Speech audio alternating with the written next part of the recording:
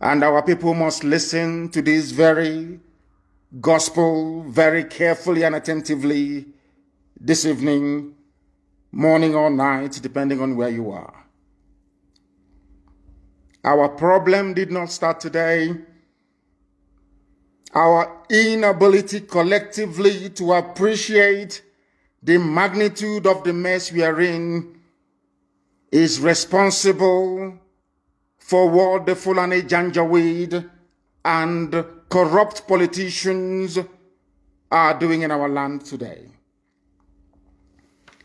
Those who are understanding or discerning enough, those who are capable of reading between the lines, will understand that as soon as Britain refused to make Dr. Azikiwe the Prime Minister of Nigeria in 1960, that was when all of us, our fathers, should have realized that the game was up. But because we never learned from history, that is why we are in the mess we are in today. That is why governors who are elected by the people will collude with our enemies from the north to transport our people to death camps in the northern part of the damnable Zoological Republic. That is why governors of the southeast will gang up and organize to invite Fulani killer army, a terrorist squad, to come into our land to kill us at will, because we never learned from history. Azikiwe is the only frontline nationalist in the whole of Africa not to be made the Prime Minister or President of a newly independent, of course, European-created enclave. Only Dr. Nnamdi Azikiwe in the whole of Africa. In fact, in the whole of the world. Anywhere you have a frontline freedom fighter, at the end of that very process, that very nationalist or freedom fighter is made the head of state of that very nation. The only place that failed to happen was in the Zoological Republic called Nigeria. It happened to a Biafran, it happened to an Igbo man. Our people never learned anything from that. That was when Britain started to tell us that they are going to deal with us. Some of you do not understand nor appreciate history.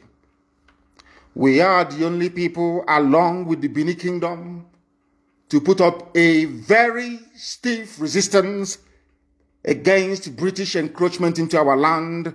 We fought them for 40 years. 40 years. Remember biblically what 40 years is all about. Until Arochukwu fell in 1904.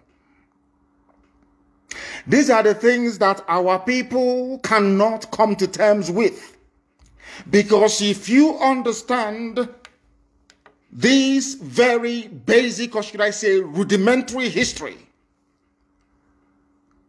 you will be forced to acquire some semblance of reasoning capacity. Because the problem that we suffer from is mostly located in our brain. We do not reason properly as a people. Do not take it as an insult. No, not at all. It is a fact. When Britain refused to make Azikiwe the Prime Minister of Nigeria, we should have known that our time was up, that they were going to come for us sooner rather than later. What is happening in Nigeria today, a Nigeria created not by an African, a Nigeria created not by your ancestors, a Nigeria created not by gathering all the component ethnic groups together and asking them what they want, but a Nigeria created by a foreigner, a Nigeria created by those that came and took us to the Americas as slaves, a Nigeria created for the exploitative purposes of the British Crown, a Nigeria created to serve one sole purpose, to make sure that as a people, we will never ever see economic, political, nor social advancement. Because those that created the place that you call your country, Nigeria, never had your interest at heart. Sadly, I would say very, very sadly, African nationalists failed to understand this. They wanted to be kings and emperors in empires they themselves did not conquer or create, but created by a white man to serve the purpose of draining not just our treasury, but our mental capacity forever and ever. What am I trying to say? Is that as long as Nigeria continues to exist, we would continue to be the last of the very last in the indices of human development right across this very planet Earth. There will be no freedom. You will not have the right to choose those that will represent you. If you remain in Nigeria, if the army doesn't kill you, the police will kill you. If the police doesn't kill you, Fulani terrorists will kill you. If they all fail to kill you, hunger and deprivation will kill you. There is only one solution: to kill Nigeria before Nigeria kills everybody else. What is happening in the zoo today is a very clever ploy by Britain.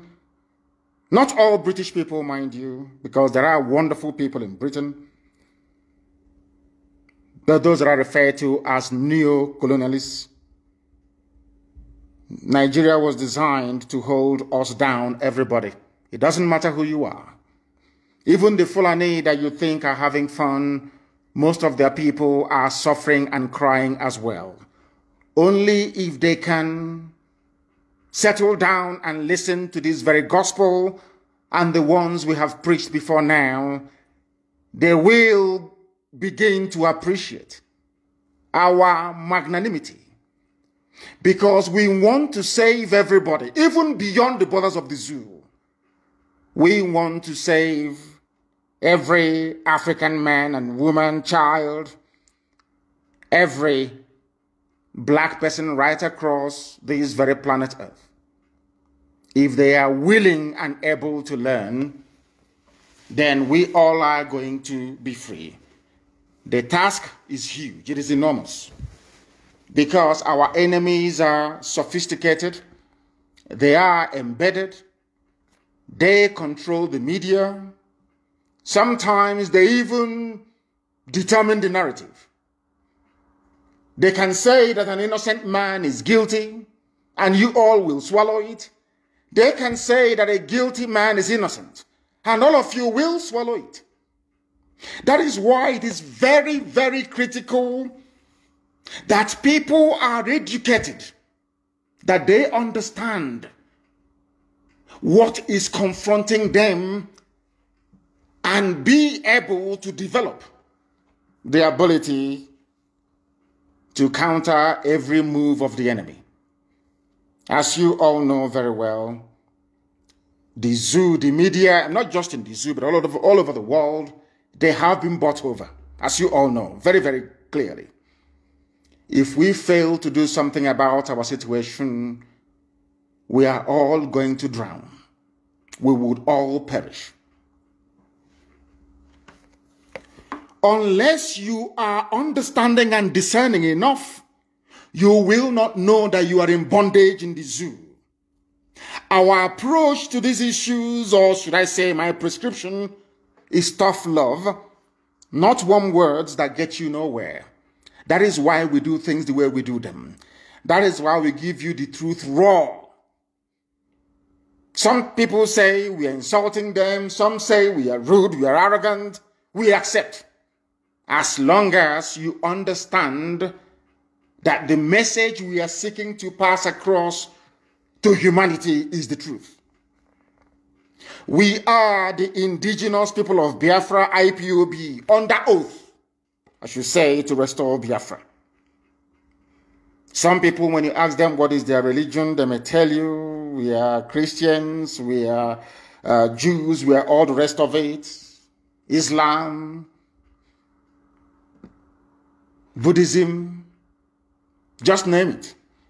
But we want the world to understand why we are fanatical about Biafra and willing to do even the undoable to ensure that Biafra is restored. Biafra to us is a religion. A religion. It is a way of reasoning and a way of life.